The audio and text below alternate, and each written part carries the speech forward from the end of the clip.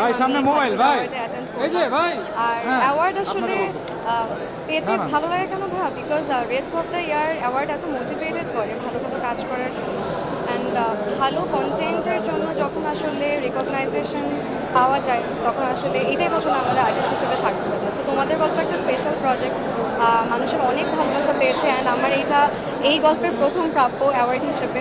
So এই তো।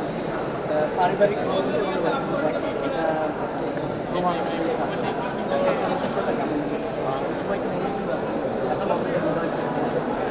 সত্যি বলতে আমাদের এক্সপেকটেশনের বাইরে এইটা মানুষ পছন্দ করেছে। আমরা শুটিংয়ের সময় বুঝেছিলাম যে কিছু একটা ভালো কিছু হবে, ঈদের একটা ভালো প্রজেক্ট যাবে।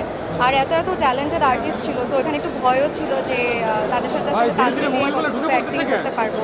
বাট প্রত্যেকটা ক্যারেক্টার আমরা এত মজা করে শুটিং করেছি and credit goes to my director Raj ভাইয়া। উনি আসলে সেটা সবাইকে খুবই প্যাম্পার করে রাখে। সো কাজটা করার সময় কখনোই ফিল হয় না যে কোনো প্রেশারের মধ্যে আছি। সো